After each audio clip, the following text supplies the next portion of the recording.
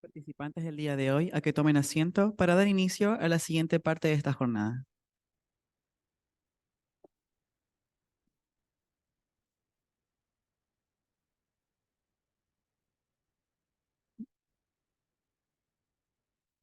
Una vez más, a toda la comunidad, personas asistentes a este seminario, darles la bienvenida a continuar con el seminario Educando en la Inclusión de las Diversidades Sexogenéricas acá de la comuna de Temuco. Antes de comenzar con la siguiente expositora del día de hoy, quiero invitar acá adelante que va a compartir unas palabras al señor Israel Campuzano, director de Seguridad Pública. Un muy fuerte aplauso, por favor.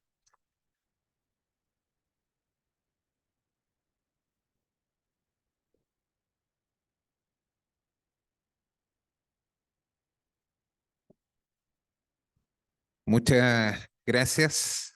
Primero que todo, en nombre del alcalde de la Municipalidad de Temuco, don Roberto Neira Aburto, saludar, agradeciendo primero a los dueños de casa, a la Universidad Mayor, por el apoyo y el espacio que han entregado para poder realizar esta actividad. También saludar a los y les representantes de las distintas organizaciones que hoy día se encuentran aquí participando y quienes también han estado en las distintas exposiciones. Yo creo que este tipo de encuentros, este tipo de actividades y mucho más dentro de una comunidad educativa es tremendamente importante. Si ustedes me lo permiten y de manera muy breve voy a compartir un par de experiencias que yo he tenido y que yo creo que reflejan un poco la temática y lo que se está abordando hoy día acá.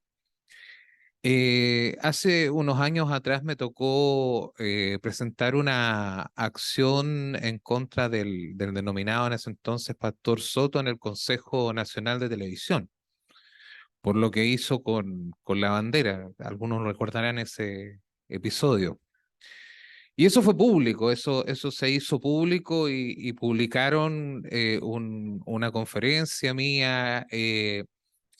Y si uno leía los comentarios, todavía se puede hacer porque eso está en internet, eran muy agresivos, eran tremendamente agresivos. Eh, y yo viví, siendo una persona heterosexual, viví 1 o 2 días una agresión gratuita, que es lo que muchas de las personas de las diversidades viven todos los días. Y eso recién ahí yo tomé más conciencia. Recién ahí yo tomé más conciencia, ahí empecé a entender, empecé a entender. Otra experiencia también que me gustaría compartir es que yo estaba una vez en la fila de un supermercado, con bastante gente por lo demás, esperando llegar a la caja para poder hacer el pago, y más adelante había una pareja de chicos jóvenes y se veían que estaban bastante enamorados. Ellos no hacían ningún aspaviento, no se dieron ningún beso, pero estaban en esa etapa que están las parejas que están, no ven otra cosa alrededor que no sean ellos mismos. Y por lo tanto se notaba, era notorio, y había un niño de, no sé, tendría unos 5 años, que observaba con mucha curiosidad a estos chicos. Y los papás ya estaban incómodos porque el chico estaba como curioso y ya parecía que... Y de repente lanza la pregunta y le dice, papá, ¿ellos son pololos? Y le dice, ya cállese, no pregunte eso, ya, no, no, usted no se meta. Y dice, pero papá, no estoy haciendo nada malo, te estoy preguntando si son pololos, porque parece que son pololos. Y no, cállese, cállese, le decía a la mamá, ya no se meta usted, no deja a la gente tranquila. Pasa un rato y el niño le pregunta, ¿ustedes son pololos? Y ya la gente se reía y los papás muy incómodos y retándolo, el niño ya estaba ya como llorando porque lo estaban retando y yo le digo, sí, son pololos, le digo yo, que yo estaba atrás de ellos. Los papás no me miraron muy bien. El niño dijo, pero son hombres, dijo. Sí, bueno, le dije yo, hay gente homosexual, gente heterosexual, a algunos les gustan los hombres, a otros no. Es así. Ah, ya. Para el niño no hubo problema. Sin embargo, al papá le faltó poco por querer pegarme. Yo creo que quería. No lo hizo, por suerte. Hay un experimento que se ha hecho en algunas universidades donde se pone a un adulto y a un niño en dos salas separadas y se les muestra un video. En este video hay personas que aparecen haciendo distintas muecas y se les pide al adulto como al niño o la niña que imiten las muecas que hacen las personas en el video. En la mitad del video ellos están imitando las muecas, es bastante divertido, casi como un juego. De la mitad del video hacia adelante, las personas que están haciendo las muecas tienen labio leporino, un oído más pequeño, y los adultos se congelan y no saben si hacer la mueca es burlarse de la persona o no. Sin embargo, los niños siguen normal. Para ellos no hay diferencia. Lo que significa que tanto la discriminación como la no discriminación científicamente se aprende. Se aprende de la sociedad, se aprende de los padres, de la familia, de los adultos responsables y se aprende en el entorno. Por lo tanto, lo que se está haciendo hoy día desde el Departamento de Igualdad de Género y su oficina de diversidad es abrir una ventanita al entorno, ¿cierto? A los entornos. Hoy día la prevención de drogas, alcohol y estupefacientes se hace con un modelo que se enfoca en el entorno y no en el individuo.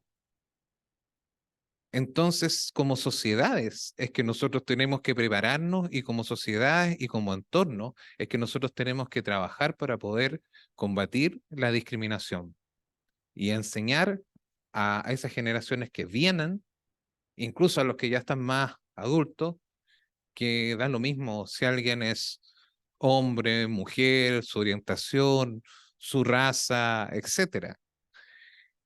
Y yo creo que esa es la misión eh, de los entornos educativos, la misión que tenemos también las instituciones y estamos cumpliendo ese rol. El rol de la política pública, el rol del servicio público. Hoy día la Oficina de Diversidad en la Municipalidad de Temuco viene a ser un servicio público que no existe prácticamente como servicio público. Hay ONG y organizaciones que sí lo tienen.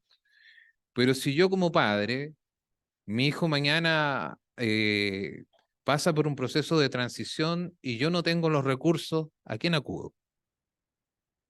Eso es lo que estamos haciendo. Esa es la mirada. ¿Y por qué está en seguridad pública? Algunos preguntan eso. Porque nosotros tenemos un enfoque de seguridad ciudadana integral. Nosotros no queremos que haya violencia, ¿cierto? Eso nosotros combatimos y eso se combate en todos los frentes. Este es uno y es muy importante, así que yo saludo esta iniciativa, agradezco nuevamente a la universidad, a la Oficina de la Diversidad, de la Municipalidad de Temuco y a ustedes también por el interés de participar y cuenten con nosotros a su servicio. Muchas gracias.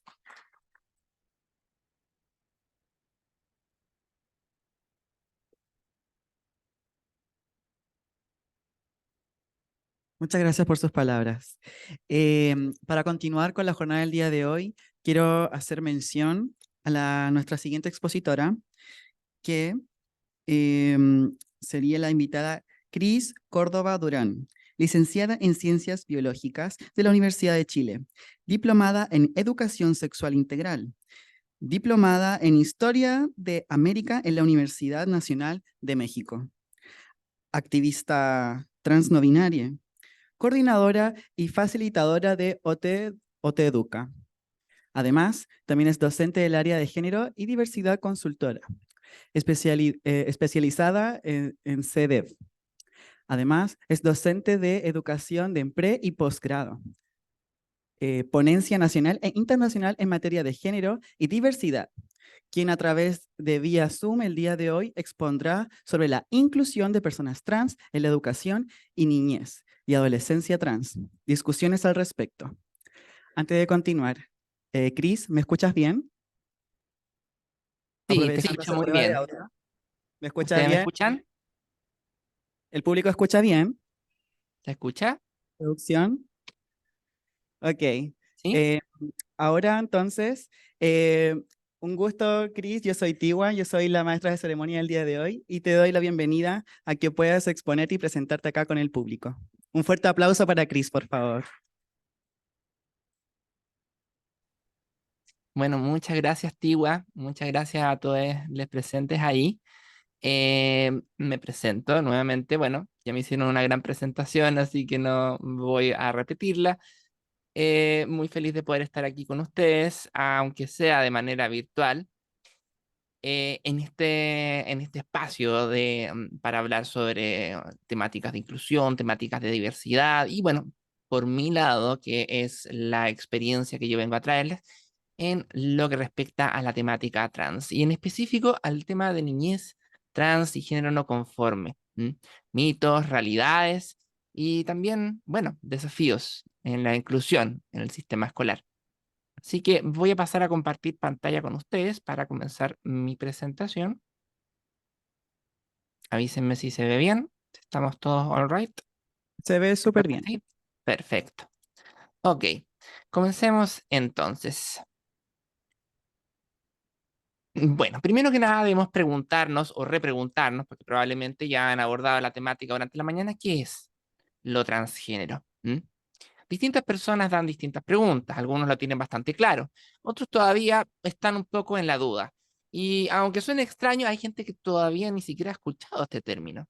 Sin embargo, es una pregunta que cada vez es más importante responder, porque ha habido cada vez más visibilidad sobre la temática trans en medios nacionales, en medios internacionales, en series, en películas. Con la ley de identidad de género se visibiliza la niñez trans también y las preguntas sobre lo transgénero se vuelven cada vez más intensas, cada vez más frecuentes. ¿Qué es esto de lo trans? ¿Por qué es como que ahora se llenó de personas trans? ¿Es esto acaso una moda? ¿Es algo de nacimiento? ¿Es una ideología de género, dicen algunos? Y bueno, para partir respondiendo a algunas de esas preguntas, claramente al mirar a la historia a lo largo de la trayectoria humana en este planeta, nos damos cuenta de que no es una moda, que el ser trans es algo, es una experiencia que podemos ver en otras culturas, en otros tiempos, que no es algo exclusivo de Occidente, ni tampoco de los días contemporáneos en los que vivimos, ¿no? Y las encontramos a lo largo de la historia de la antigua Mesopotamia hasta las calles del Tokio moderno de hoy en día. La encontramos en distintas culturas clásicas, desde la cultura clásica greco-romana hasta las culturas clásicas de la India. Las encontramos en pueblos con distintas religiones, desde pueblos hinduistas hasta pueblos islámicos. La encontramos entre aquellos pueblos que han sido conquistados o colonizados por otros, como el caso de nuestra América originaria, pero también entre aquellos que les conquistaron. La encontramos desde ricos hasta pobres, de aristócratas a plebeyos. Estas experiencias que entendemos como trans hoy en día no discriminan clases sociales. Por último, como me gusta decir a mí, las encontramos desde chamanes hasta travestis. Como se podrán imaginar, ciertamente no en todas culturas se ha visto de la misma manera esta experiencia que hoy en día entendemos como trans. En muchas de estas culturas, especialmente en América, antes de la llegada de los europeos, existían diversidad de pueblos en donde estos individuos, estas personas, ¿verdad?, eran vistas como puentes entre mundos, puentes entre lo masculino y lo femenino, puentes entre muchas veces también lo humano y lo divino, y como consecuencia cumplían roles chamánicos, roles de líderes espirituales dentro de sus tribus. Eran personas que tenían y gozaban de prestigio con respecto a sus pares, en contraste con lo que ocurrió en otras culturas, como es el caso de nuestra cultura occidental de raíz judeocristiana, en donde tradicionalmente se ha visto la diversidad como algo que no tiene un espacio en la sociedad. Y ni siquiera en la naturaleza es visto como algo antinatural, como algo aberrante, algo que merece ser eliminado. Así, no es extraño que durante la mayor parte de la historia de Occidente y a lo largo que iban pasando los siglos de la Edad Media hacia adelante, veíamos que claramente estas experiencias eran castigadas, ¿verdad? Estas experiencias estaban codificadas como crímenes en muchos casos, contra la moral, contra las buenas costumbres, había leyes específicas en contra de la sodomía o en contra de las personas que utilizaban ropas del género opuesto. Y cuando estas personas eran pilladas, eran sometidas al escarnio público, ¿no? Como el caso que aparece aquí en esta imagen. Sin embargo, cuando llega el siglo XIX y XX, con la llegada de la ciencia y la medicina en auge como un gran poder nuevo en la sociedad, comienza a haber más interés en estudiar al ser humano en general, ¿m? Y aspectos del ser humano. Y como consecuencia, eventualmente se empieza a estudiar también la sexualidad. Como se podrán imaginar, en estos primeros tiempos el estudio de la sexualidad va a determinar obviamente una serie de cosas que considera como la norma, lo normal, y el resto dentro de la categoría de lo anormal, donde la diversidad sexual va a caber. Sin embargo, a principios del siglo XX podríamos decir que es como cuando comienza en Occidente el estudio como más académico, más científico, ¿no? Más médico de lo trans. El año 1910 se lanza el libro Die Travestiten del sexólogo alemán Magnus Hirschfeld, quien aparece ahí en el centro de la imagen. Este personaje fue muy importante porque por primera vez hizo la distinción entre aquellas personas que eran mm, homosexuales, aunque en ese tiempo no se ocupaban esos términos, y por otro lado, las personas trans, aunque también en ese tiempo no ocupaban realmente exactamente esos términos. Una de las cosas más importantes que argumentaba Magnus Hirschfeld era de que a estas personas tú no les podías cambiar la identidad a la fuerza. Que en el fondo, con toda la experiencia acumulada de estos sexólogos y los institutos que armaron durante esos tiempos en Alemania, era de que estas personas, la verdad es que la mejor cosa que podíamos hacer era ayudarles a vivir la identidad sentida y que no tenía sentido cambiar por la fuerza algo que venía, al parecer, de naturaleza. Asimismo, otros grandes referentes en el estudio de lo trans a lo largo del siglo XX también fueron confirmando la misma idea, como lo fue Harry Benjamin, el que aparece ahí a mano derecha, quien fue quien acuñó de hecho el término transexual.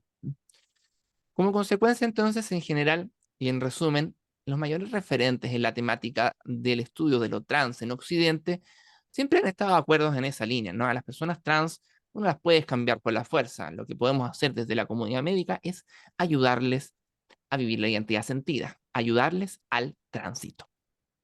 Sin embargo, en aquellos tiempos el tránsito era como un o todo o nada. O chicha o limonada. Si eras en el fondo y decías que eras una mujer trans, tendrías que comportarte muy como señorita. Tenías que hacerte todas las cirugías disponibles y tomar todas las hormonas disponibles.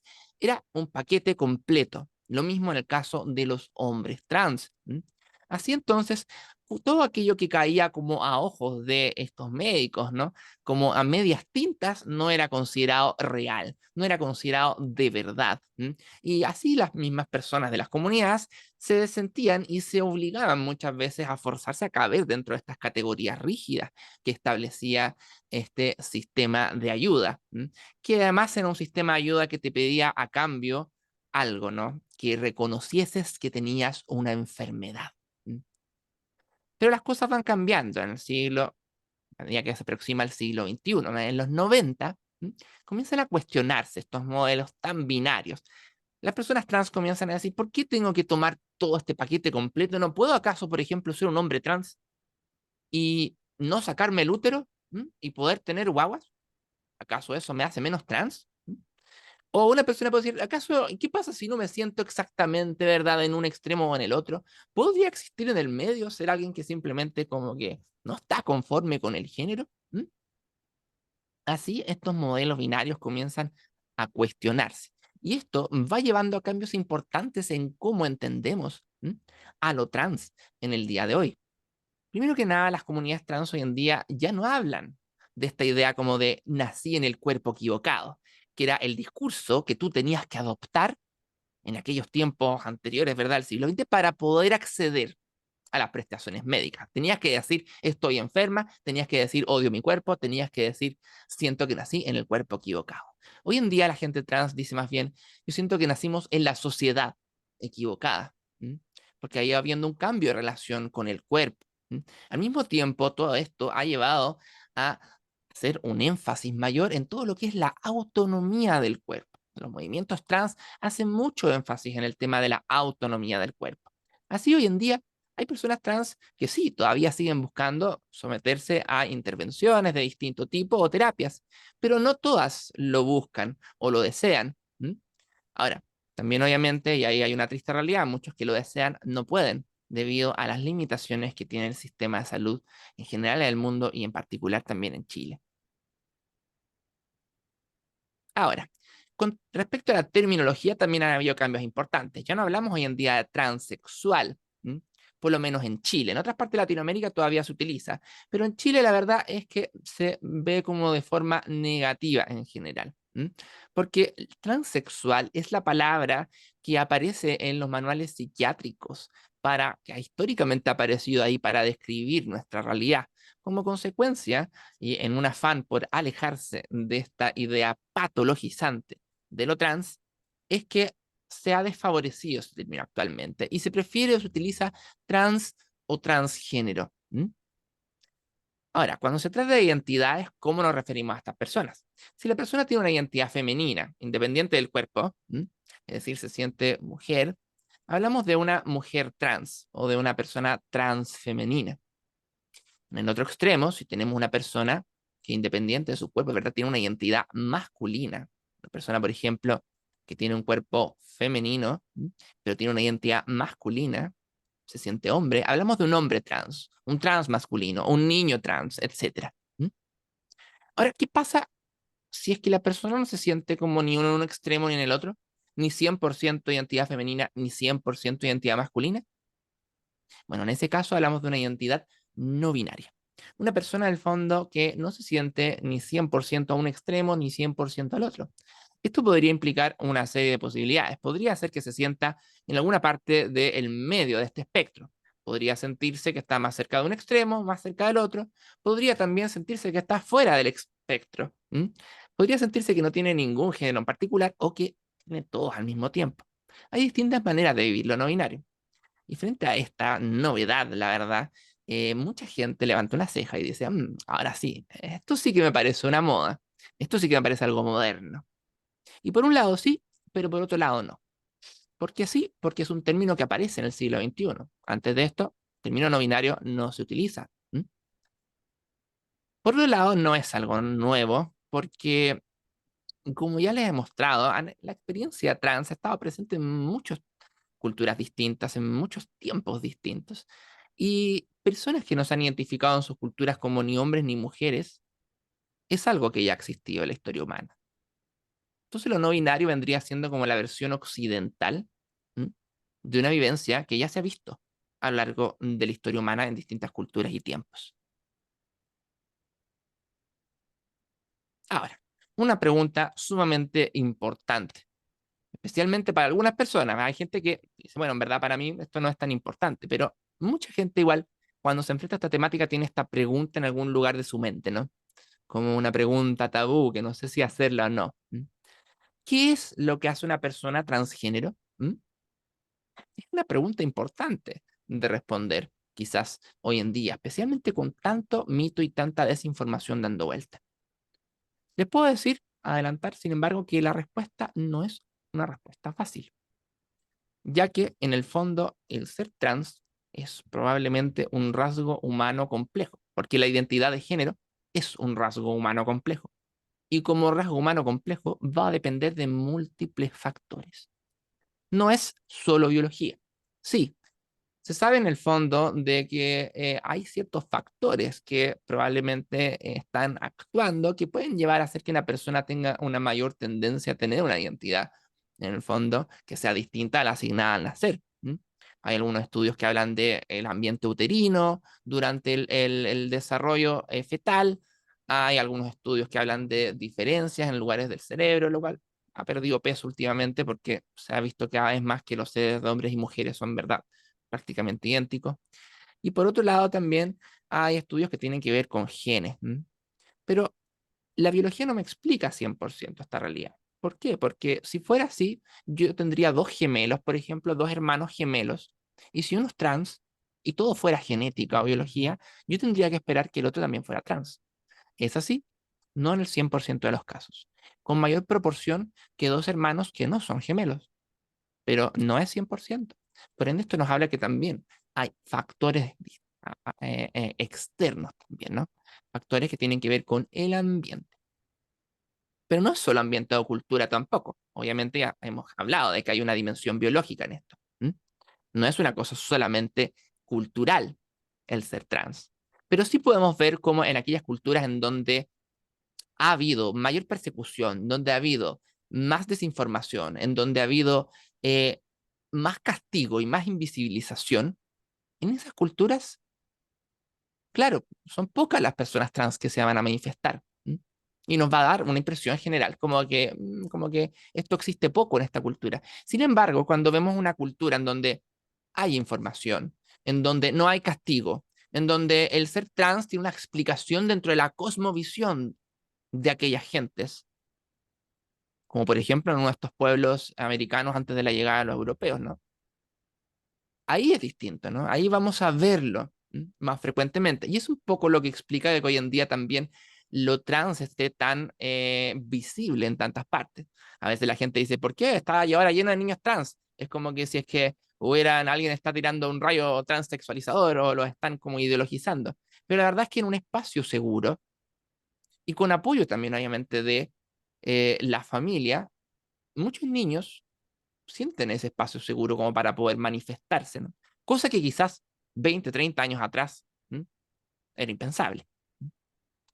Obviamente entonces el ambiente y la cultura también juegan un factor. Por último, también hay un factor que tiene que ver con la propia vivencia de la persona. Nos encanta creer a veces que existe una identidad verdadera en el núcleo de los seres humanos, esperando a ser descubierta. Cuáles son tus gustos verdaderos, cuáles son tus rasgos de personalidad verdaderos, como tu esencia. Que tenemos todos una esencia interna esperando a ser descubierta. Sin embargo, la realidad es que esa es una idea más cultural que lo que efectivamente está ocurriendo a lo largo de la vida de la persona. Porque las personas vamos construyendo nuestra identidad con el paso del tiempo. O me van a decir ustedes que a sus 15 años tenían los mismos gustos y rasgos de personalidad que a sus 25, o que a sus 35, a sus 40, a sus 60, a sus 80, ¿van a ser la misma persona? ¿Van a tener los mismos gustos, los mismos rasgos de personalidad? No. Ahora, ¿cuál de esas versiones de ustedes es la verdadera? Ninguna. Y todas al mismo tiempo. Porque la identidad es un proceso también que va construyéndose y como consecuencia la identidad de género también tiene una dimensión que tiene que ver con un descubrimiento personal, ¿no? Una construcción que se va dando al mismo tiempo, con el paso del tiempo. Por último, además, salir del closet obviamente también es una decisión. Como consecuencia, también hay una dimensión que tiene que ver con la historia personal del individuo. Podemos decir entonces que el ser trans vendría siendo como una intersección de múltiples factores y de múltiples dimensiones, ¿sí? De la cual, para poder llegar a la respuesta del autoconocimiento, es la clave. Ahora, hay que dejar en claro también cosas que no son lo trans. Número uno, ser trans no es una enfermedad. Ser trans, número dos, tampoco es una ideología. Y número tres, ser trans tampoco es ser o se es trans por haber sido víctima de algún abuso o que sea algo que se contagie. Vamos a analizar cada una de estos mitos por separado. Primero que nada, partamos por lo trans como una enfermedad. Así como la homosexualidad estuvo en los manuales psiquiátricos durante algún momento del siglo XX, lo trans también ha estado ahí. Ingresó, de hecho, a los manuales psiquiátricos alrededor de los años 80, por lo menos a una de las referencias usualmente que se utilizan a nivel mundial, que es el DSM, que es el Manual Diagnóstico de la Asociación de Psiquiatría Americana. Si bien hasta el día de hoy existe esto como diagnóstico en el DSM-5, que es la última versión de este manual, la verdad es que el referente como que se utiliza a nivel de Estado, o que utilizan, o debería utilizarse a nivel de Estado por los países, es el CIE, que es de la OMS, ¿ya? El Catálogo Internacional de Enfermedades. Y en su última iteración, siguiendo en el fondo como un poco la tendencia que se ha visto en el mundo científico y académico frente al estudio de lo trans, se ha ido avanzando en la despatologización. Es decir, se ha ido avanzando en darse cuenta de que el ser trans no es una enfermedad, de que no es que tengamos alguna tuerca suelta, simplemente es una diferencia más de cómo es el ser humano, porque los problemas de las personas trans no vienen por el hecho de ser trans, sino que vienen por el hecho del rechazo por parte de sus círculos. Es así que entonces en la última iteración de esta CIE 11, ahora hoy en día la realidad trans ya se encuentra fuera del capítulo de enfermedades mentales y está en un capítulo que tiene que ver como con condiciones asociadas a la salud sexual, pero no está visto como una patología mental. Y bueno, si bien no está en manuales, cada vez más esta tendencia, ¿verdad? Está más clara en las comunidades científicas con respecto a que, y aquí nombro en particular, ¿verdad? A la niñez, que la diversidad de género-niñez es un aspecto más del desarrollo humano general, ¿no?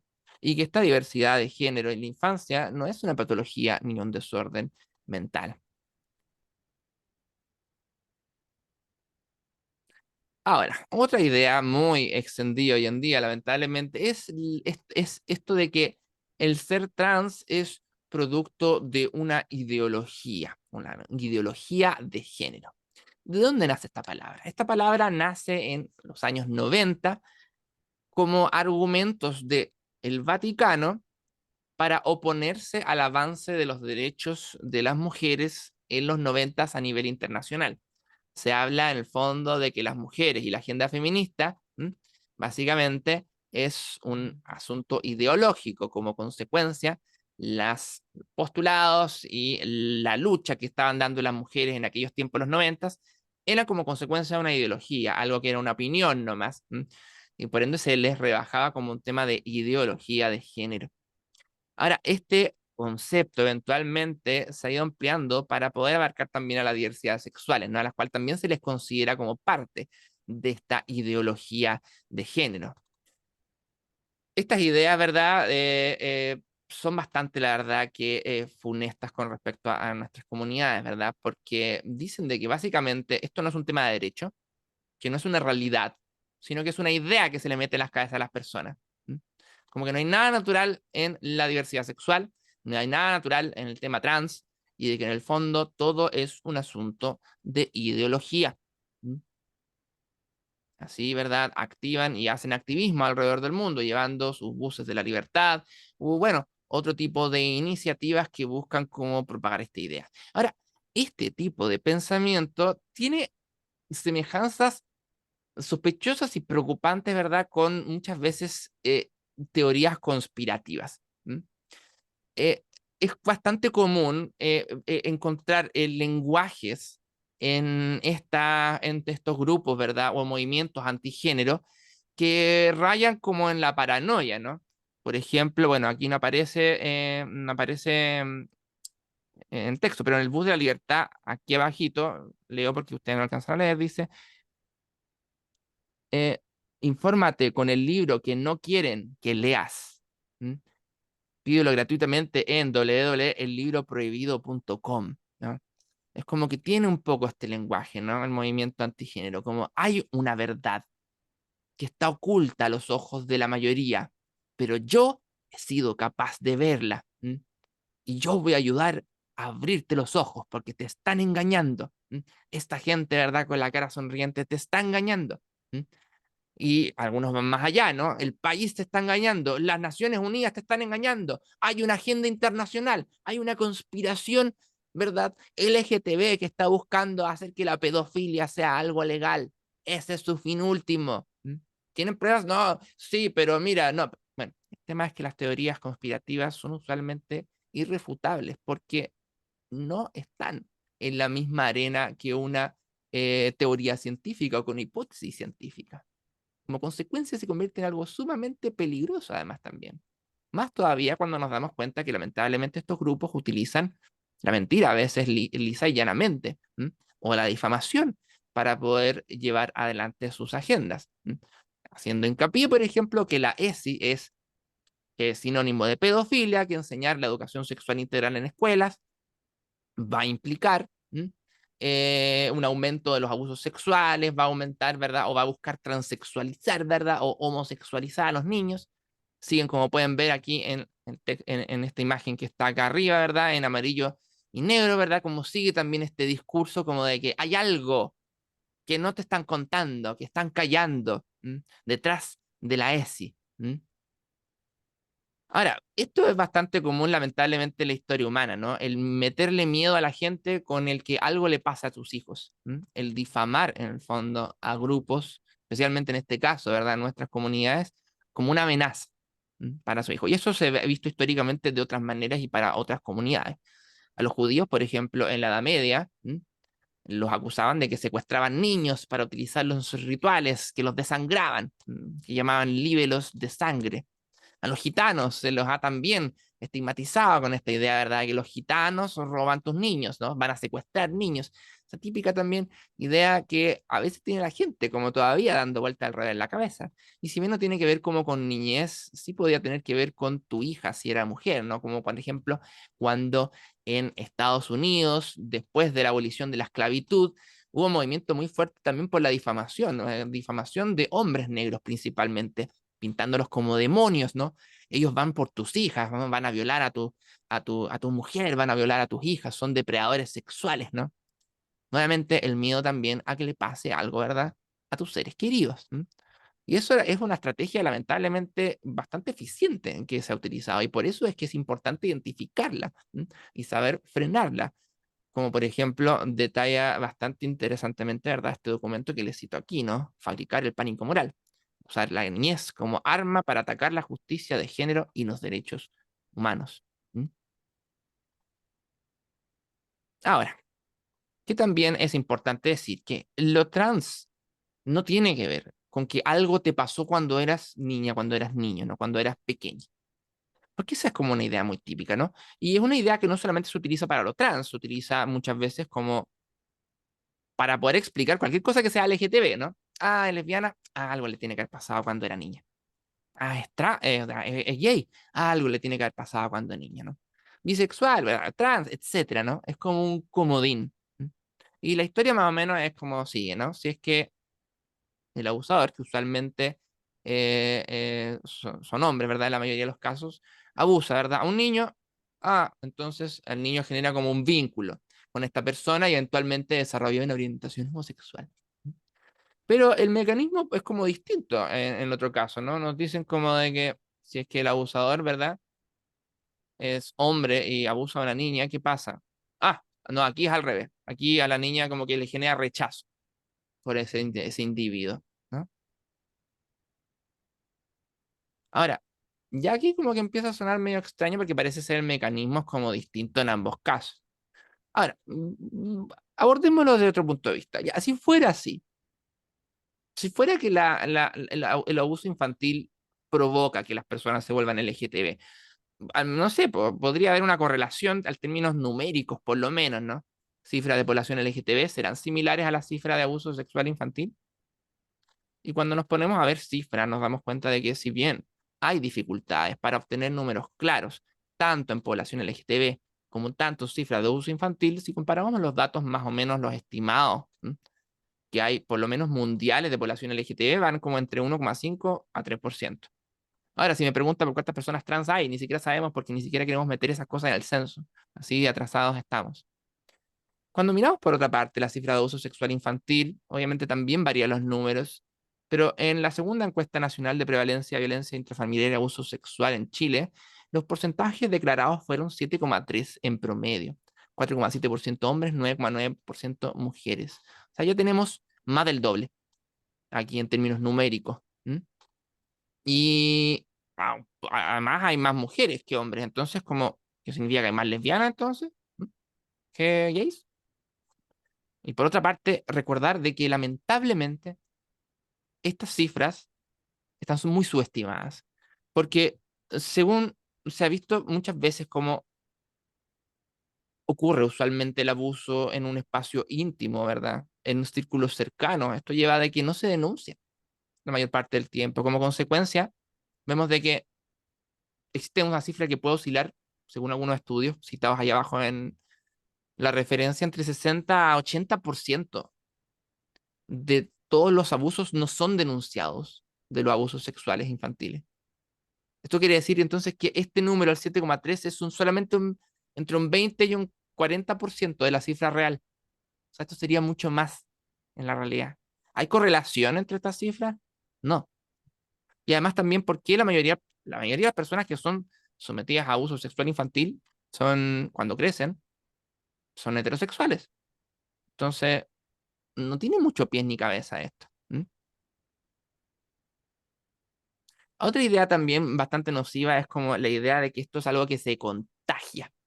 Ya sea un contagio que tiene que ver con el niño que ideologizó a mi hijo en el colegio, o no sé, una cosa ya media como esotérica incluso, ¿no? Como que el niño pasa mucho tiempo alrededor, al lado de mi hijo, entonces ese niño trans como que algo le va a pegar. ¿Mm? Esto, como que si se fijan, sigue muy de cerca el relato esto de lo trans como una enfermedad, ¿no? Porque las enfermedades son las que se contagian. ¿Mm? Y si una enfermedad se puede, bueno, y si que se contagia, y si como consecuencia es una enfermedad, entonces, y ahí viene un pensamiento muy funesto también, se puede arreglar, se puede curar, ¿no? Si bien yo les conté de que en la mayor parte del siglo XX los referentes más importantes del tema trans decían de que esto no era en el fondo algo que se podía cambiar a la fuerza, no han habido pocos que han intentado hacerlo, desde los nazis, los campos de concentración, en el Holocausto, hasta, ¿verdad? Médicos reputados, ¿verdad? Haciendo terapias de electrochoc o terapias de adversión a lo largo del siglo XX. Y que lamentablemente todavía persisten estos esfuerzos en cambiar a la fuerza la identidad, la orientación sexual de una persona, ¿no? Esto es lo que llamamos hoy en día terapias de conversión, o comillas, terapias de conversión, porque la verdad es que es más, ¿verdad?, correcto llamarlas ecocieg, es decir, esfuerzos por cambiar la orientación sexual, identidad de género y expresión de género a la fuerza. Y esto pueden incluir desde terapias psicológicas, ¿verdad?, que usualmente son muchas veces con falta de consentimiento, ¿no? Y pueden llegar a cosas tan extremas como violaciones, uso forzado de medicamentos, uso de electrochoques, o etcétera. En consecuencia, obviamente, Naciones Unidas ya se ha pronunciado y las asociaciones profesionales de salud, ¿m? En psiquiatría, ¿verdad? Y en otros temas también más importantes se han pronunciado. Estas cosas no son efectivas. No son efectivas y generan un daño, de hecho. Un daño importante a las personas que se someten a este tipo de cosas. Como consecuencia, es importante repudiar su uso. ¿En Chile están prohibidas? No. Por eso queremos avanzar hacia que se puedan prohibir, como en otras partes del mundo ya se está haciendo, en base, como ven, a la evidencia. Ahora, aquí a veces se conjugan varias cosas. Cuando tomamos esta idea como de que esto es una ideología, la idea del contagio, ¿no? Como que se suma esta idea de que las personas trans somos como súper sexuales, ¿no? Como que las personas trans estamos pensando en sexo todo el día, que obviamente viene también de la deformación del porno y también obviamente de la marginalización de nuestras comunidades y empujarlas hacia el trabajo sexual. Entonces se genera como la idea de que esto tiene que ver con una perversión, ¿no? Y la perversión se asocia a la idea de predación sexual. ¿Será esto cierto? ¿Qué dirán los estudios respecto a si es que las personas trans o digamos en global la diversidad sexual son más tendentes a abusar de niños? ¿Son los abusadores sexuales en mayor proporción personas de la diversidad sexual a personas heterosexuales? No, no hay ninguna evidencia de hecho de esto. Y si miran, de hecho, no sé si alcanzan a mirar, pero los años de los papers, esto es algo que se sabe hace mucho tiempo ya, pero aún así persistimos con estos mitos. ¿Por qué? Porque son funcionales para los discursos de muchos, no para los discursos de odio. Las personas trans sí van a meterse al baño solamente para violar a la persona, de verdad, ahí de el otro género. Pero esto no tiene una base, ¿ya? Las personas de la diversidad sexual no tienen más proclividad a ser abusadores sexuales que las personas eh, que son heterosexuales y no trans y son cis. De hecho, ¿quiénes son quienes abusan sexualmente usualmente más? ¿Mm?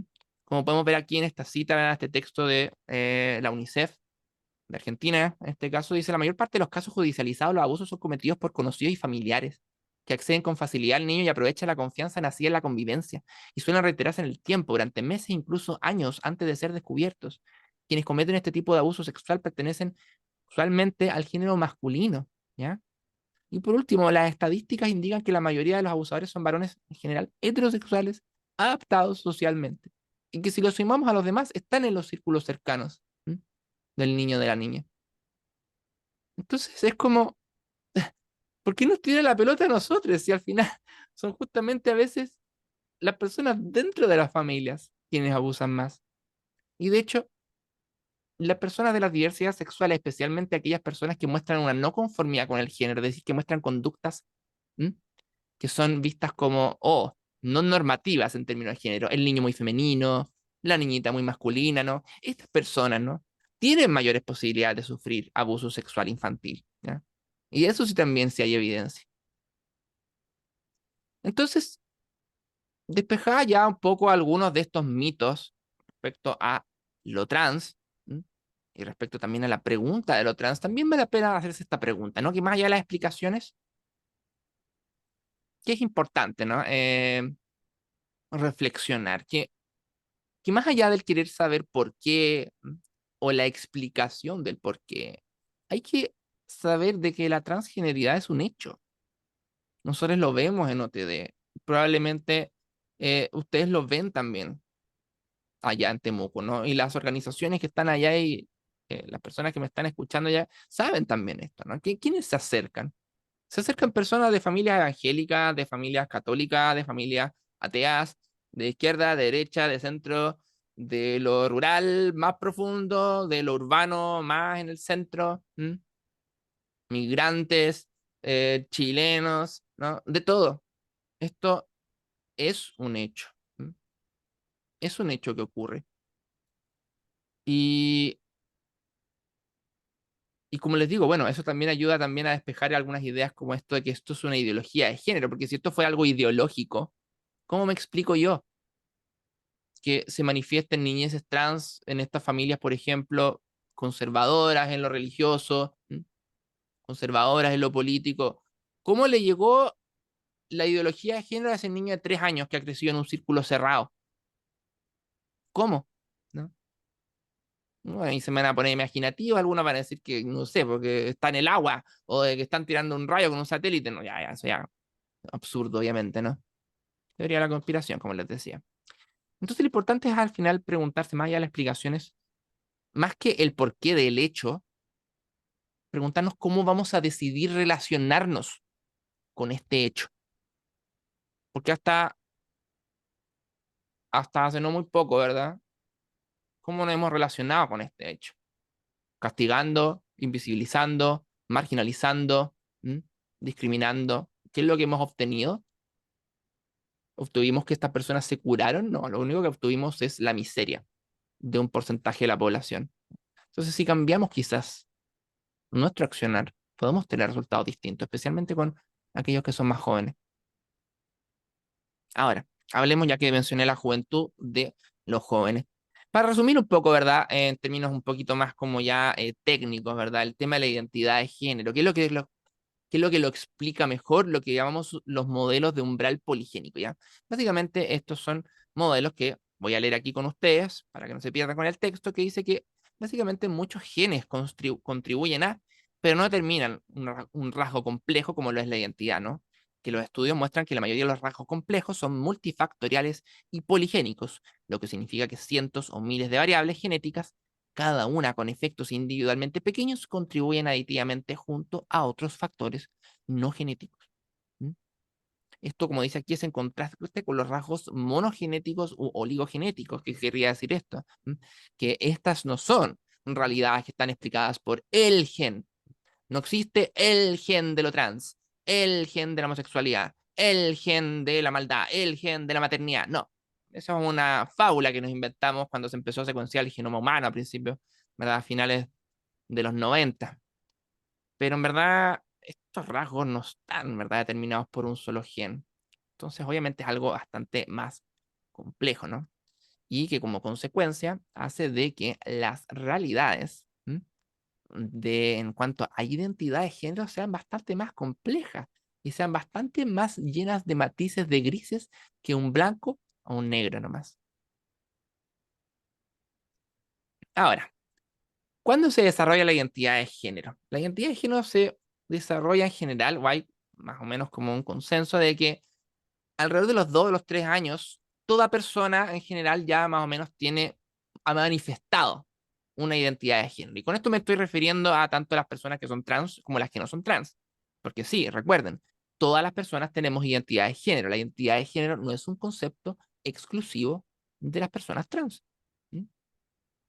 Ahora, si entonces para la mayoría de las personas esto empieza, ¿verdad?, a manifestarse ya a los 2 a los 3 años, como consecuencia entonces cuando tenemos realidades trans, ¿verdad? Niñeces trans o niñeces, como vamos a ver después el concepto género no conforme, van a empezar obviamente a manifestar también conductas. Ahora, hay que tener aquí y tomarse lo que les estoy diciendo con un grano de sal, o muchos granos de sal mejor. ¿Por qué? Porque a nivel de tests, no existen tests que sean realmente fiables en psiquiatría o en psicología para poder decir esta persona es trans porque le hice clic a todo este checklist. ¿Ya? No existen ese tipo de cosas. Sí existen quizás algunas conductas que nos pueden dar pistas de, pero para poder eventualmente saber, ¿verdad? Si estamos frente a una niñez trans o género no conforme, esto va a aplicar, esto va a necesitar, va a requerir de un acompañamiento para poder saberlo bien. ¿Mm? No es algo que yo lo pueda saber con un test. Ahora, sí algunas cosas se pueden manifestar con mayor frecuencia, ¿no? Por ejemplo, usar ropas o objetos que identifican al género contrario al asignado al nacer de forma reiterativa. No responder conforme al nombre que se asignó al nacer, o dice que se llama de otra forma. Confusión al enunciar su género o declarar ser del género opuesto. Autoaislarse en algunos casos. A medida que va creciendo, podría tener también más amigos del género contrario, o sea, del género con el que se identifica. A través de juegos, juguetes, deportes o actividades que le guste realizar a determinada edad. A través de los comportamientos de acuerdo a los roles sociales que identifica como propios de un género u de otro. Manifestar preferencias en la forma de vestir, sintiendo rechazo por unas maneras y gusto por otras. A través del desarrollo del lenguaje, eventualmente expresar su sentir interno en torno al género. Obviamente también, a medida que va pasando los años, va habiendo una conciencia progresiva de esta identidad de género. Y también recordar que la expresión de su sentir interno en cuanto al género se facilita si se encuentra un espacio seguro, cálido y de confianza en sus entornos cercanos. ¿Mm? Ahora, como les dije, esto no es un checklist.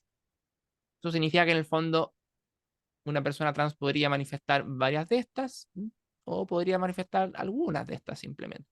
También es muy importante lo que dice abajo, el entorno cálido, el entorno cercano. Por ejemplo, a mí personalmente me ocurrió de que cuando yo una vez me vestí con las mallas de gimnasia de mi mamá, me golpearon. Y a mí no me golpearon cuando yo era chica, excepto que yo recuerde esa vez.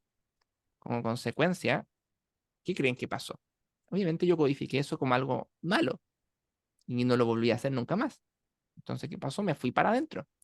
Si ahí no hay un espacio seguro, cálido de confianza, obviamente, quizás muchas de estas señales se nos van a perder, porque el niño, la niña va a internalizarlo como algo negativo. Y la posibilidad de haber eh, identificado y acompañado a esta niñez trans desde el principio se nos pierde. Ahora, como les dije yo, a veces esto no es un checklist. No es como que si en el fondo tenemos un niño que utiliza Barbies, inmediatamente, es trans, ¿no? Por eso es que se utiliza también el concepto de niñez género diversa o también género no conforme, para referirse a que en el fondo tenemos que dentro como de la niñez, no todas las personas que manifiestan conductas que no van acorde con el género significa que son trans. ¿Ya?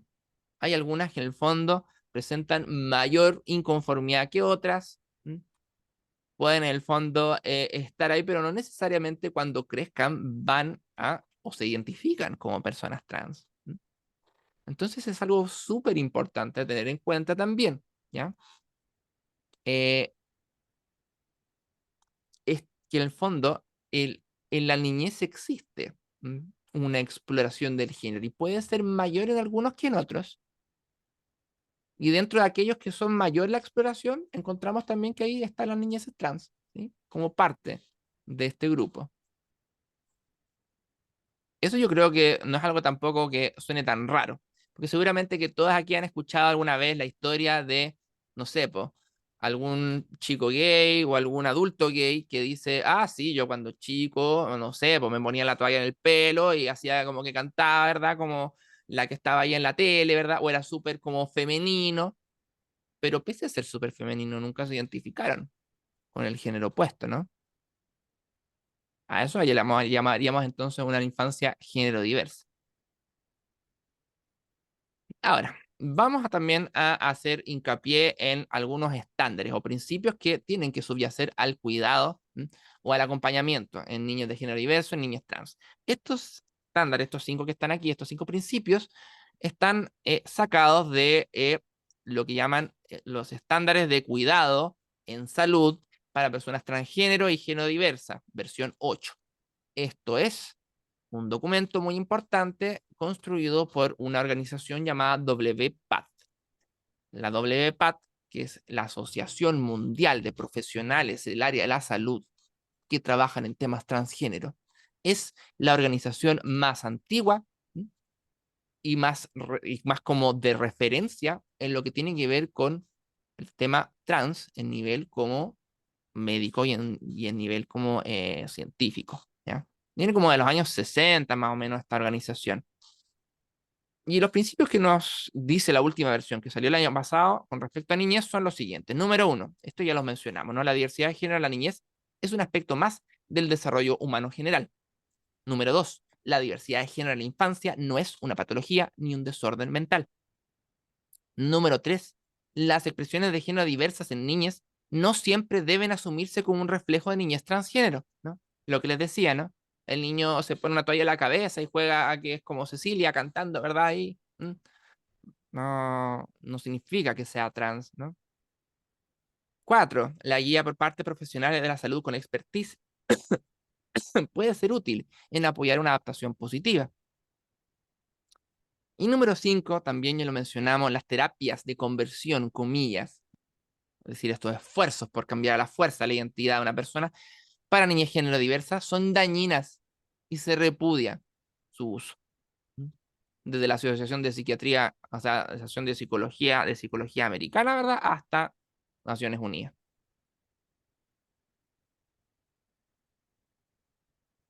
A ver, despejemos más mitos, porque todavía hay cosas que están dando vueltas por ahí, ¿verdad? Que son en el fondo a veces como utilizadas como argumentos en contra de las niñeces trans y género diversas. Y es bueno vertir luz, ¿no? Sobre estos temas para poder combatir la desinformación con evidencia, ¿no? Y también con lo que la ciencia nos está diciendo también hoy en día respecto a estos temas.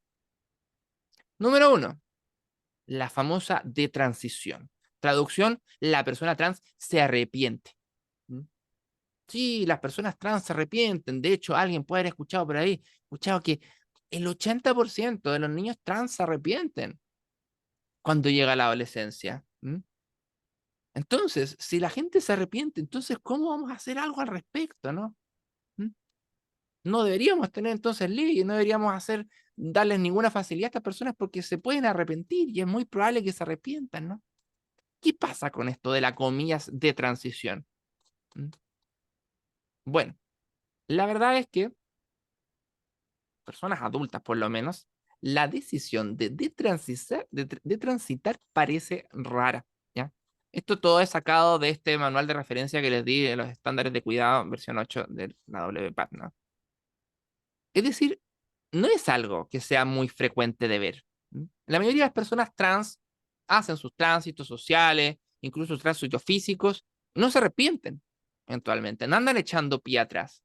Ahora, claro, a veces es más bullado, ¿verdad? El caso, ¿no? Muestran un caso, o el caso de aquí, o el caso de allá, ¿verdad? O estas personas de aquí en otros países se juntaron y dijeron, sí, mira, esto nos pasa, ¿verdad? Y es como, ¿pero es la regla? No, no es la regla, ¿ya? Un estudio reciente, como dice aquí, encontró que la gran mayoría de las personas que optaron por la detransición, además, fíjense, los que se arrepintieron, comillas. ¿Por qué se arrepintieron? Se arrepintieron porque, no, en verdad me equivoqué con el género. O ahora me siento distinto. Dice que la mayoría lo hicieron debido a factores externos como el estigma, la falta de apoyo social, y no por cambiar la identidad de género. Es decir, las personas que comillas se arrepintieron o dieron un pie atrás, lo hicieron más bien por la presión externa, porque es difícil ser trans en esta sociedad, y no porque haya cambiado la identidad de género. Como dice, pueden optar por detener la transición o de transición debido a la opresión, la violencia y el conflicto social relacional, complicaciones quirúrgicas, problemas de salud, contraindicaciones físicas, falta de recursos o insatisfacción con los resultados, etc. De hecho, bueno, en el lado, ¿verdad? Es una cita de un paper que habla como de cuántas personas le han llegado a los médicos, en este caso en Estados Unidos, ¿verdad? A decirle, oye, ¿sabes qué? Me arrepentí, ¿me puedes como revertir la operación? Y de todos los estudios, de todas en el fondo las personas como que pasaron por estas operaciones en el fondo de, en este caso, ¿verdad? El universo, que eran 22.725, solamente 62 se acercaron como a los profesionales para decirlo, oye, ¿me puedes como hacer la cirugía ahora como para cambiarme de género de nuevo? ¿Mm? Ahora, en la infancia, se ha escuchado harto también ese tema, ¿no? El 80% de los niños se arrepienten, ¿ya? Y yo les digo, no, no, no, el 80% eso es un mito, ¿ya?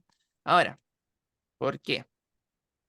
Los estudios en los que se basó esto, básicamente tenían varias fallas metodológicas, bastantes fallas metodológicas, ¿ya? Y que hoy en día son vistos con suspicacia, ¿verdad? Por el resto como de la comunidad científica en general.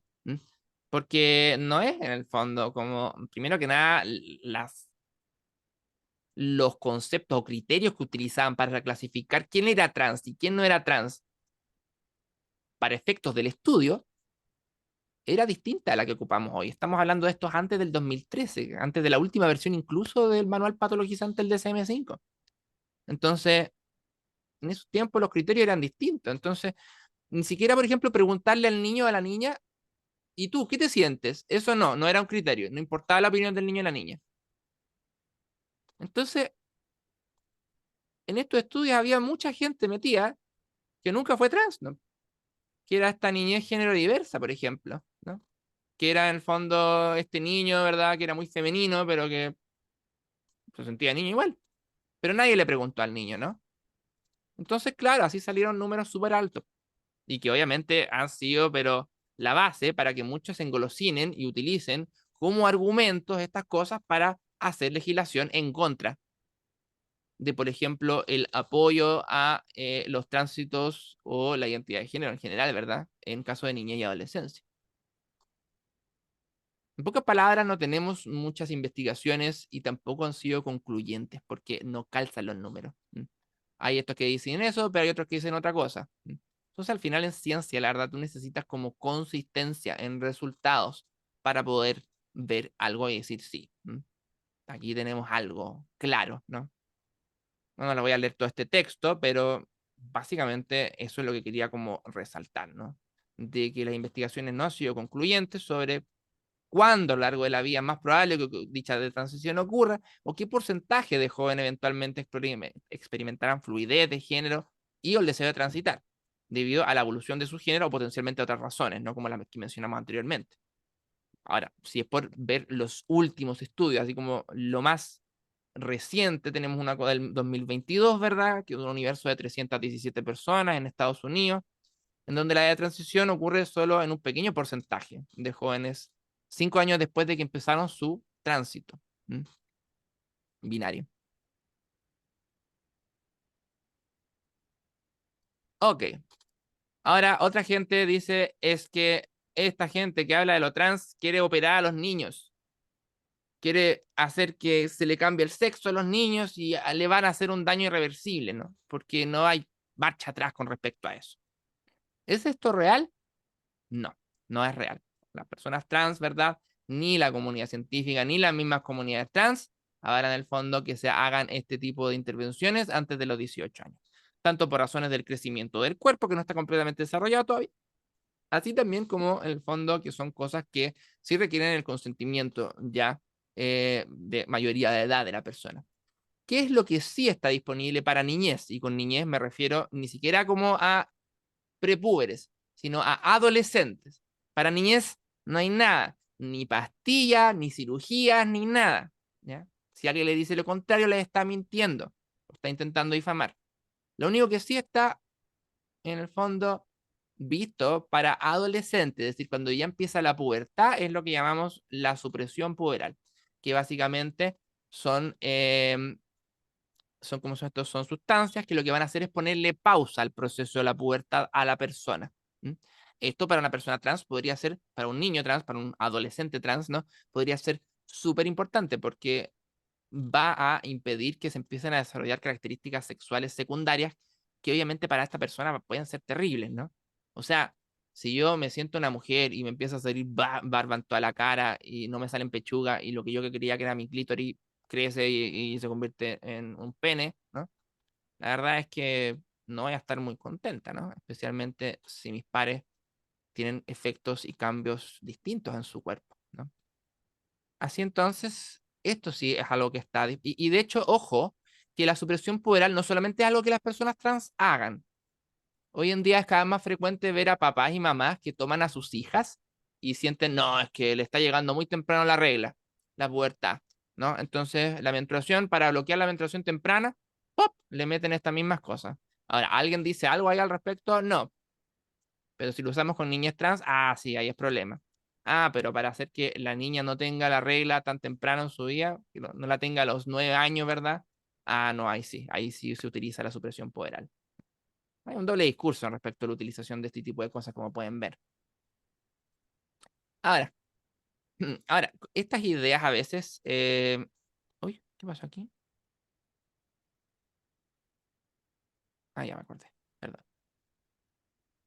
Bueno, estas ideas a veces de que, ok, hay una infancia que es género diversa, es decir, sí, como que los niños también están explorando, entonces como que sostenidos en esta idea, ¿verdad? Y con esta idea muchas veces de que, ay, que los niños como que se arrepienten, no están seguros, ¿no? Como que muchas veces esto es utilizado también como argumento para, ok, entonces como la persona no está segura, ¿qué vamos a hacer? No importa, ¿no? Si me dice que la llame de tal forma, no importa, la voy a intentar como corregir porque quizás se le va a pasar, ¿no? Es decir, como una negación de la identidad o enunciada por la misma persona. Llega el niño, la niña dice, hoy parece que, no sé, me siento que soy una niña o un niño, ¿no? Género distinto al asignado al nacer. Y le van a decir, no, es que mira, es que tú estás explorando el género, así que explora nomás, pero yo no te voy a creer mucho porque tú estás explorando. Pero esto es potencialmente también peligroso, el no afirmar a niños, niñas y adolescentes trans género no diverso, o género diverso, porque hay estudios, también, más estudios, más citas, que apoyan en el fondo que niñas y adolescentes que son reconocidos y apoyados en sus familias, en la identidad y en la expresión libre del género que sienten, pueden desarrollar tan buena salud mental como un niño que no es trans. Pero ¿qué pasa si al contrario, ¿m? Yo cuestiono y niego la identidad de género de un niño, de una niña, ¿verdad? Trans o género diverso? Sí van a haber altos índices de depresión y pensamientos suicidas. Y eso es algo que está requete estudiado, ¿ya? Y que no tiene que ver con la generación de cristal, que todos se sienten... No, esto es una cosa global, es una cosa que en el fondo es real, y lamentablemente la vemos en cifras. Porque hay altos índices de depresión y pensamientos suicidas. Citando aquí, ¿verdad?, el texto que está en pantalla, dice, es importante considerar que la encuesta T, que fue la primera encuesta a personas trans que se hizo en Chile, o una de las primeras que la hizo OT de Chile, una organización que trabaja por los derechos de las personas trans en Chile, dice, un 56% de los encuestados declara haber intentado suicidarse. La edad en que más se cometen los primeros intentos de suicidio es entre los 11 y los 15 años, con un 46%. mientras que un 26% de los intentos ocurre entre los 16 y los 18 años. Estos resultados no distan mucho, ojo, de aquellos obtenidos en la encuesta estadounidense trans del 2015, como la encuesta trans, ¿verdad? Estadounidense, ¿verdad? De ese año. Y esta encuesta investigó la experiencia de las personas trans en Estados Unidos con 27.715 participantes y el 39% de las personas declararon haber sufrido malestar psicológico durante el mes previo a la encuesta, en comparación con 5% de la población estadounidense total. Además, el 40% declaró haber tenido algún intento de suicidio en el curso de su vida, casi 9 meses más que el índice general, y el 7% intentó suicidarse durante el último año, lo que equivale casi 12 veces más que el índice de la población estadounidense total. ¿Ya? Esto es una cita en el fondo de un documento del MinSal, que salió en el fondo como recomendaciones para el programa de acompañamiento. Ya les voy a contar lo que es el programa de acompañamiento. Entonces, como pueden ver, esto es una realidad, ¿ya? Y si bien nuestra encuesta es una encuesta que se hizo online, ¿verdad? Con un público y una cantidad de gente más reducida, las magnitudes de las cifras andan por ahí, ¿no? Tenemos altas tasas de intento suicida y lamentablemente la mayoría se dan antes de los 18 años. Entonces es una población en riesgo y por ende sí importa el respeto de la identidad y el respeto del nombre, especialmente en niñas y adolescencia.